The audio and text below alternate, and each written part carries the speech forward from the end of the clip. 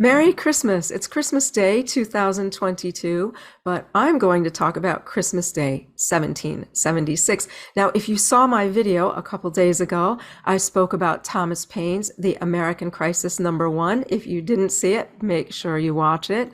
And it's all about the way Thomas Paine's article was read to Washington's demoralized army on December 23rd, encouraging them to continue fighting the end of the year. And of course, what it encouraged them to do is the event that I hope you all know about. You should know about this.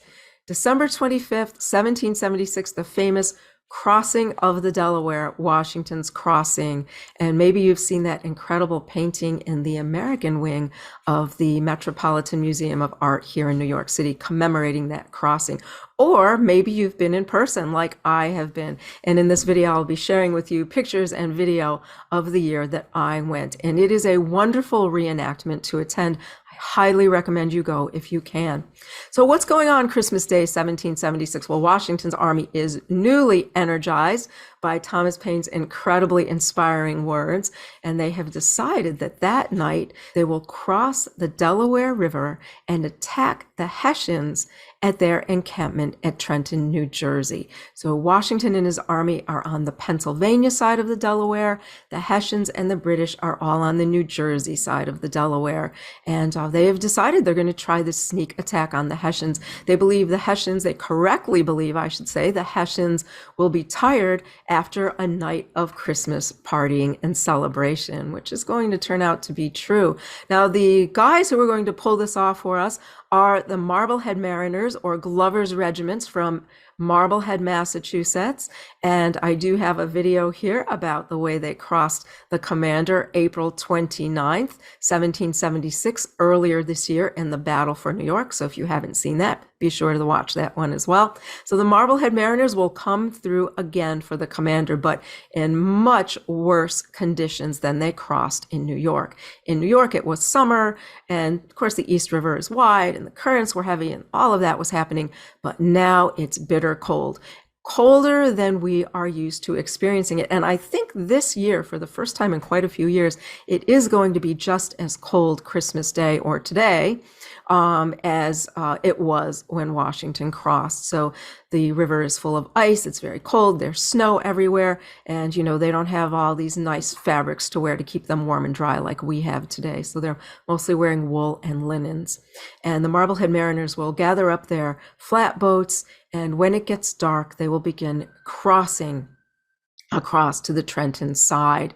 And of course, people don't know how to swim. They're very frightened. It's a very difficult journey, and it will take them all night in various relays crossing, just as they did in New York. They'll get to Trenton, and sure enough, the Hessians are not expecting them, and they have a very successful surprise attack on the Hessian camp. Now, if you follow me on Mysteries at the Museum, you might know that I did an episode of Mysteries at the Museum about this.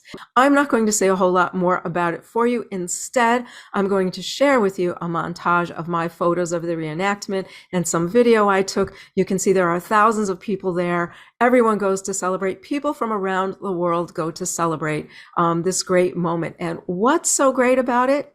It's a victory. Washington's army has been defeated in every major encounter so far in 1776 since New York in the summer.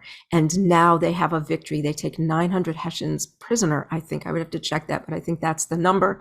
And they have a victory. Everyone is energized. They're ready to keep fighting. And between this victory and Thomas Paine's encouraging words, most of those men whose enlistments are up at the end of the year will sign up for 1777 and continue on with General Washington.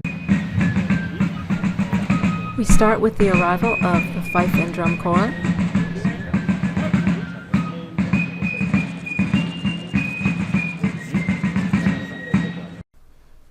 The Marblehead Mariners.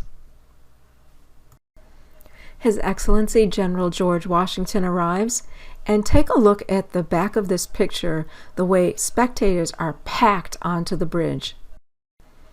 Inspection of the troops. So here the first boat is leaving. Now remember, although this reenactment takes place in the afternoon, the actual crossing was at night and began probably sometime between 6 and 7 after it was dark, and was completed at about 3 a.m. when the last of the 2,600 soldiers arrived on the opposite side. Now remember, after they cross, they still have a 2 to 3 hour walk to Trenton. So imagine you've just crossed, you're cold, you're probably wet, and now you have a 2 to 3 hour walk to your destination, where then you'll have to be prepared to fight. So tonight, think about what those men went through.